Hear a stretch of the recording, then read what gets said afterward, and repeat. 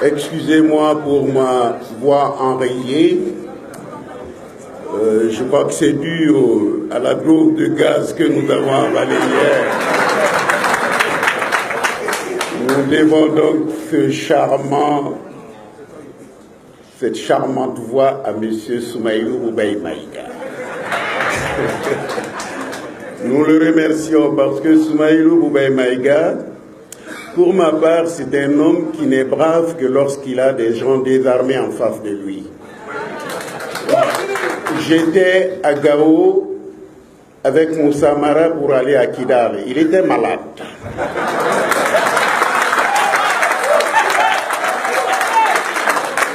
Et c'est quand il est venu se remplir les poches d'argent qu'il est allé acheter un voyage à Kidal. Vous voyez quel est le genre d'homme qu'il est, M. Soumaïlou Boubaye Maïga. À part ça, je ne voudrais pas parler trop de lui, parce que c'est un larbin au service de M.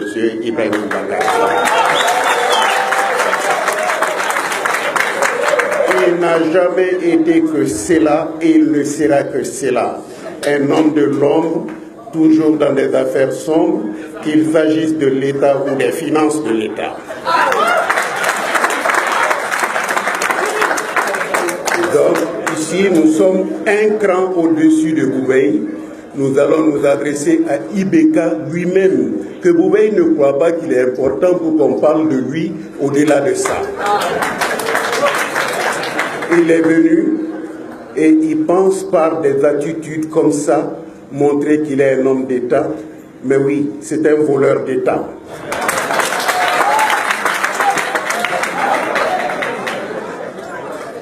Je crois que la conférence d'hier avait deux objectifs. Il ne faut jamais perdre cela de vue. La manif d'hier, la sortie d'hier, la marche d'hier, c'était l'accès aux médias d'État.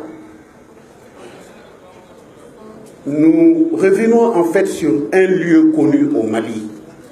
L'ORTM, qui se dit qu'il est un service public, a toujours été en réalité un service privé des hommes au pouvoir. Ça a toujours été le cas. Et parfois, même quand tu es au pouvoir, tu es discriminé par l'ORTM.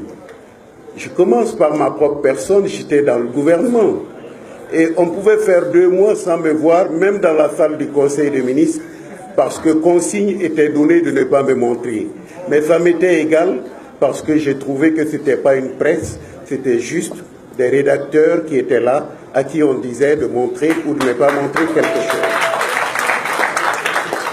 Mais ça ne suffira pas. Il faut que cette presse s'affranchisse. Il faut que cette presse soit digne d'une vraie presse. Le journaliste est indépendant. Le fait de priver une partie de ce pays de son droit de s'exprimer sur les médias est réellement la documentation de la carence de l'ORTM. Donc nous demandons et nous l'exigeons parce que tout simplement nous sommes des contribuables à l'image de n'importe quel membre du gouvernement.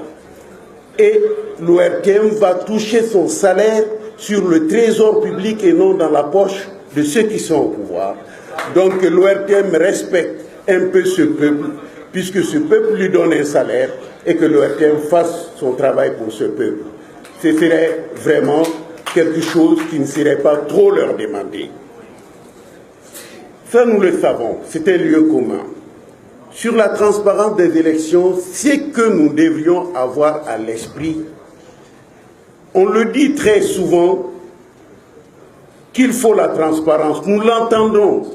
Et on se pose la question, pourquoi l'élection n'a pas lieu encore?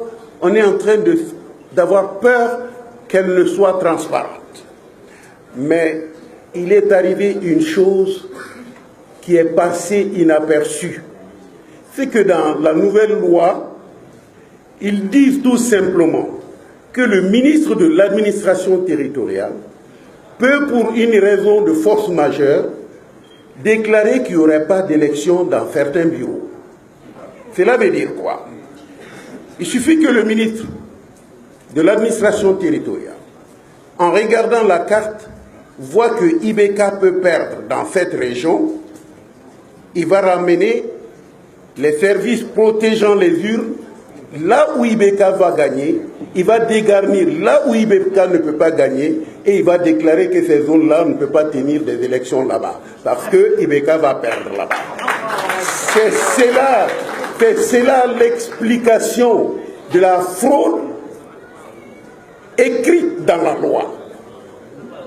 Elle est écrite dans la loi. Cette loi-là, elle est là à tout moment. Lorsque vous pouvez gagner dans une zone et que IBK ne peut y gagner, le ministre va dire le scrutin n'aurait pas lieu dans cette zone pour une raison de force majeure. Mais en ce moment-là, si on laisse passer cela, c'est très grave. Nos députés ont laissé passer une telle loi, c'est la honte pour la démocratie. Et c'est en ce moment que je dis que la majorité présidentielle est devenue les croque-morts de la démocratie. Ils sont enterrés d'enterrer la démocratie et hier, ils ont commencé en voulant enterrer les démocrates, en leur tirant dessus. C'est des croque-morts. Monsieur Ibrahim Boubacar Keïta, sous des dehors vraiment de républicains, est en train de s'accommoder de toutes les règles qui violent allègrement la démocratie. Pourquoi? Parce qu'il a peur. Il a peur de quoi? Il a peur des urnes. Il sait que les soutiens qui lui ont permis d'avoir tout simplement ces 77% se sont dérobés. Moi, je faisais partie de ça. Au mieux de la forme électorale de M. Ibrahim Boubacar Keïta, c'était en 2007. Au deuxième tour, il était face à ATT, il n'a eu que 20%. Son parti n'a jamais dépassé 15% de l'électorat. Par quel miracle il peut gagner 51%? Il ne peut pas, il n'a pas ses soutiens, il le sait. Il a peur. C'est un homme peureux. La peur est dans son camp.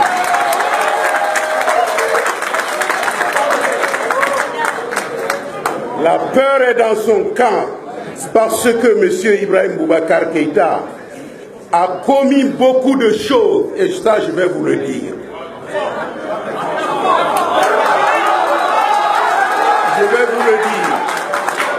Je vais vous le dire. Vous voyez, la loi sur l'enrichissement illicite, la communauté internationale va m'entendre. Cette loi a été votée par les députés, par sa propre majorité. Lorsqu'il s'est agi de l'appliquer, M. Ibrahim Boubacar Keïta, par peur, a dit qu'il suspendait l'application d'une loi. Est-ce qu'il a ce pouvoir? Il a prêté le serment de faire appliquer les lois et non de les suspendre. Et de par là, il a violé son serment. Il est passible de poursuite pour haute trahison. Je le dis techniquement, il faut qu'il l'entende. Ceux qui sont autour de lui, qui l'amènent à des décisions comme ça, il faut qu'il y fasse attention. Il faut qu'il y fasse attention.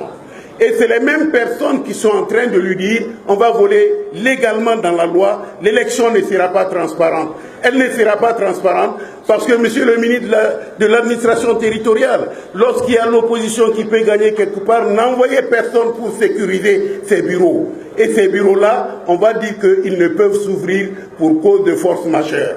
C'est ça l'absence de transparence. On ne descend pas dans la rue gratuitement. C'est motivé par une loi de l'État qui crée une situation, on ne peut plus, frauduleuse de l'élection. Monsieur Ibrahim Boubacar Keïta, écoutez bien cela, la fraude ne passera pas. Je vous remercie.